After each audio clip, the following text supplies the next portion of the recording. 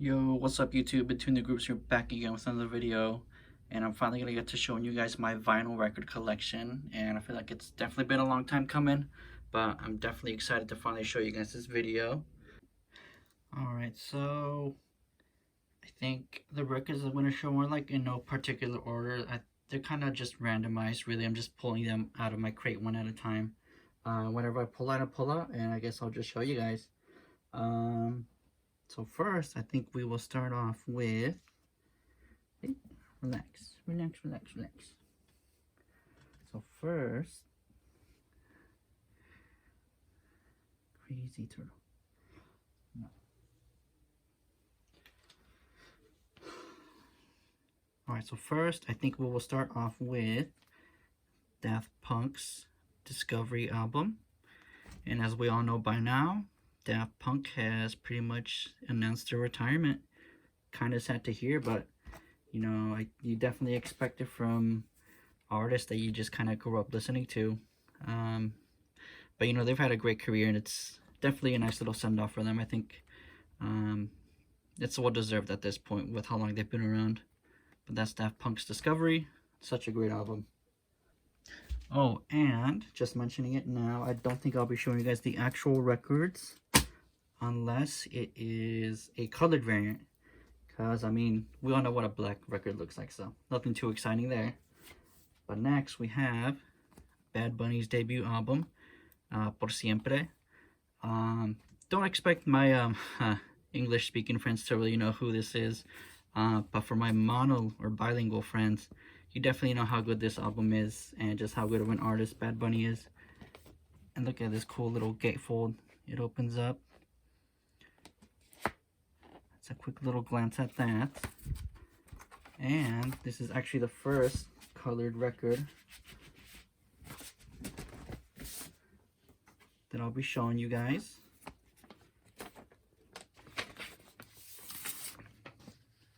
Look at this. How cool is that? It's like a yellow splattered, almost marbled in a way. Kind of reminds me of that Weeknd's Beauty Behind the Madness anniversary vinyl that he's selling on his website. Alright, then we have Hollywood's Bleeding by Post Malone. Great album in my eyes. I know fans are pretty split about this album. I've heard, you know, there's definitely a good amount of people who love it and a good amount of people who don't. But this was definitely one of those albums that I had on repeat at the time of its release. It's actually also a colored variant, so I'll quickly show you guys. It comes in this like hot pink colored vinyl. Definitely cool. Ooh. Next, 21 Savage with his I Am Greater Than I Was. Definitely a great album. It's just standard black, and from my understanding, I do think this comes in a colored variant, which is red, I believe. Could be right or wrong, but if you know, just let me know down in the comments. And definitely just a great album overall. I mean, I think 21 Savage is definitely one of those artists that has shown to be very consistent with the work that he puts out. Next, we got some Rolling Stones. For those who don't know, they're a band from the 60s, considered to be one of the best to have ever been. This album is titled Their Satanic Majesty's Request. I don't know if you guys can tell on the camera, but it has a lenticular cover, which actually moves a little bit. Not sure if you guys can really tell. But I've actually gone through like their whole discography, or at least most of it, and at least for me, this is one album that just kind of stood out, and just like the one that I was like, I want to have it in my collection. So yeah, just on standard black, Their Satanic Majesty's Request. Ooh, next we got some Lana Del Rey with her debut album Born to Die. Definitely a great album. I wouldn't say I'm like the biggest Lana fan, but I do enjoy a good amount of her albums. I feel like she can be pretty hit or miss at times. But I'm definitely looking forward to her latest album that she announced, the Chemtrails Over the Country Club. And this is actually the Target exclusive that comes on a red colored pressing. Alright, Flower Boy by Tyler the Creator. I feel like this is one of like the most, if not the most common album in anybody's and everybody's collection. But I don't blame them. It's a great album, and it's definitely the newest like direction that Tyler has gone in. It's just your standard black, but I know there was like a very rare like yellow, almost like golden translucent pressing of this that was only available for like 1 day, I believe. But if anyone has that, very lucky, I would say. But that is Flower Boy by Tyler, the Creator. Alrighty, now we're getting into some Logic here. Definitely one of my more favorite artists from this last decade. And it's definitely kind of sad to see him announce his retirement, but, you know, I really do feel like he's going to release some more work later down the road, even though he has said that he's retiring, which is, you know, something I feel like we've seen from a lot of artists over the years. You know, they say they're retiring, but they end up releasing some type of work eventually later on. But this is just the standard edition. The deluxe edition actually has obviously a few more songs, but an alternate cover as well, which I would love to have someday. But this is definitely a great album by Logic. Definitely a nice starting point for anyone that wants to get into his music. Next we got Hot Fuss by The Killers, which is their debut album, I believe. Don't quote me on that. I wouldn't say I'm like the biggest Killers fan, but I do find a good amount of their music enjoyable, especially this album. It just has a lot of nice and recognizable hits, such as Mr. Brightside, Smile Like You Mean It, and what's the other one? Change Your Mind. Oh, and Somebody Told Me. I could not forget that one. And funny thing is, actually, when I went to college, there's like this local pub nearby the campus, and there'd always be karaoke Thursdays.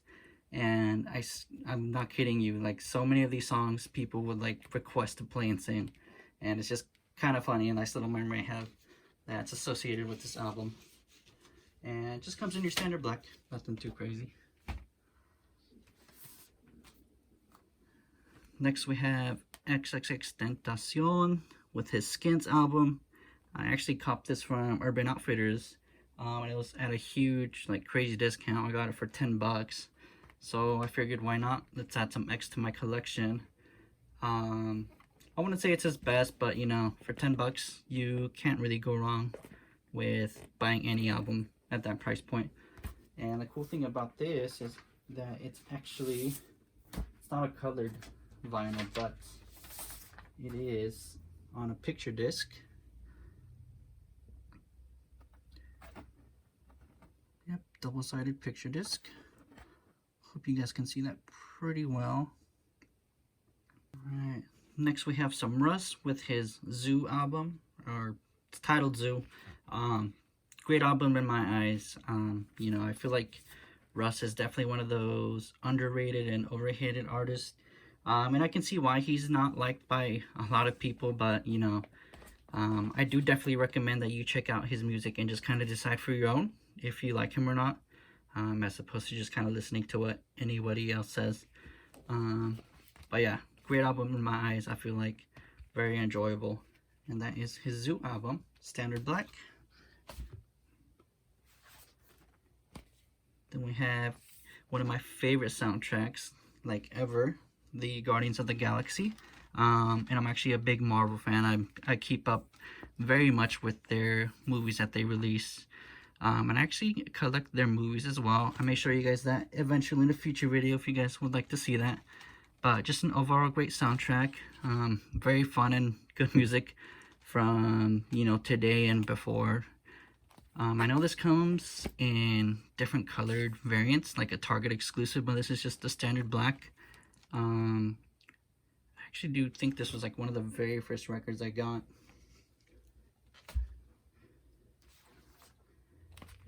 Can't Stop at Just One, but I have the soundtrack for the second movie as well, and much like the previous one, it's also filled with a lot of good and fun music.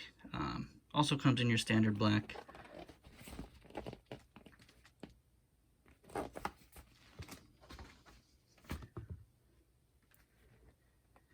And we got Astro World by Travis Scott. Great album. I feel like, well, you can't really go wrong with Travis Scott. I feel like, I know this comes in some different colored variants, some very rare ones, but this is just your standard black. But in general, I'm just kind of happy to have this regardless. Okay, now we have Dion. He was actually from a group called Dion and the Belmonts. I'm not sure if you guys have maybe heard of them, but they made some pretty good music, and this is just his solo album when he's left Dion and the Belmonts, and it's just now Dion. Definitely some very good music, as I've said. Definitely worth checking out if you want to get into like that old like 50s doo-wops vibe. And just overall very enjoyable, and definitely recommend checking out if you want to get into some different type of non-modern music. Now we're getting to the Kendrick section of my collection with his Untitled Unmastered, and it's just your standard black, but I'm sure most people know by now that this is just kind of an album made up of like throwaway songs from, I believe, when he was recording To Pimp a Butterfly. But even though they're just throwaway songs, it's honestly still a nice piece of work. And more Kendrick, as I've said, with his Good Kid, Mad City. This is actually the Target exclusive clear pressing.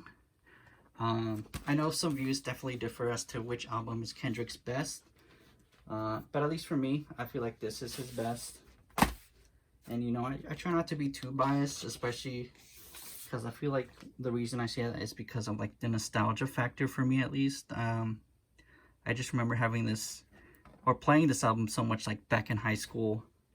Some more Kendrick. We got To Pimp a Butterfly, which I know, as I've seen at least on hip hop Twitter, a majority seem to think that this is his best album, which, you know, even if it is, I'm okay with that. It's still a great piece of work.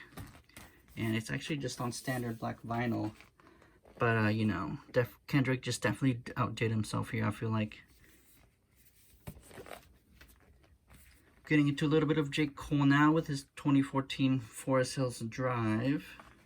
Definitely a great album too. And I feel like J. Cole is one of those artists that can definitely get, can be overhated at times. Though I do feel like he definitely will go down as one of the greats of our generation. And of like this last decade in general. Next we have For Your Eyes Only, also by J. Cole, and this is actually my favorite album by J. Cole. Some people would agree, some would disagree, but you know, we all have different tastes. Alright, next we're getting into like the Frank Ocean part of my collection here with his Blonde album. And it's actually a bootleg, as most of you guys could probably tell by the color of its album cover, which has only seen one official pressing release back a few years ago, I think 2016 for RSD Black Friday. But I actually found this at my local record store, and I figured, why not? Let's pick it up. Figured it'd be nice to have regardless, even if it is a bootleg. And in my view, definitely Frank's best album. I used to think it was Channel Orange, like all the time. But I don't know, like this album just really kind of grew on me, I would say. And it actually comes on this nice colored, like, orange pressing, or I don't even know what to call it. It's almost like a light orange, almost yellow in a way. Oh, and we have some more Frank Ocean, as I've said, with his Channel Orange, which is also a bootleg. I don't believe this has seen an official pressing ever. Could be wrong, let me know down in the comments. But still a great album overall. Not as good as Blonde, but you know, it's still great. And much like the Blonde pressing, it also comes on a colored variant. Bruh, they keep falling. But it's like this orangey translucent color. Definitely very nice. I've actually seen some other bootleg versions of Channel Orange that come in different colored variants. But I think it's cool to have this orange one that kind of matches, you know, like the album, like the name and the cover color of it. And my last Frank Ocean record I have is his Nostalgia Ultra, another bootleg, also picked up at my local record store. I got these all at a very close like time frame, which I was surprised they even had them so I figured I would just jump on them and kind of purchase them. Also comes on a colored variant. I'm not sure what kind of color you would call this, but there it is. Next we got some A$AP Rocky with his Long Live A$AP. Just a great album overall, and while A$AP Rocky might not have a big discography, I do feel like he's very consistent. Much like I've said about 21 Savage and like the quality of music and albums that he's put out. It is a double LP gatefold, and this actually comes in a colored variant. I remember when I bought it at my local record store, I was just expecting a typical standard black vinyl, but to my surprise, it actually comes in like this translucent, I don't know what you'd call it, like a, yeah, I'm not sure on the color, but looks very nice. Definitely was very surprised when I opened it. Some more A$AP Rocky. We have At Long Last A$AP, another great album. Just comes in standard black. Too bad it didn't come in a colored variant like his previous album, but it's also a double LP, 2-disc gatefold. And like I've said, Rocky just puts out some great quality work. I would love to have his testing album. Though there's no official pressing of it, I think I'll just have to pick up a bootleg of it. Now we're getting into sort of the Drake section of my record collection with his 2011 Take Care album. I'm not sure if this is Drake's best, but I would definitely place it in like his top 3. I feel like I always have like the hardest time deciding on what his best is, whether it's this, if you're reading this, It's Too Late, or Nothing Was the Same. But overall, just a great piece of work. 2LP, gatefold, great album, and just very nostalgic for me at least. For those who don't know, Take Care actually turns 10 years old in 2021, this current year. And if that doesn't make you feel old, I don't know what will. Next we have his 2015 mixtape, or album, I'm not sure which you would call it. But it says, if you're reading this, It's Too Late. Another great piece of work by Drake. And like I said, I just have the hardest time deciding on which is his best work, at least for me personally. Also a double LP gatefold. If you're reading this, It's Too Late. And my last Drake record in my collection, I believe, his Views album. You know, I don't think it's as good as like some of his previous work that I've shown, but I've still found it enjoyable, even upon its release. And I feel like it still held up pretty well after all these years, but that's just me.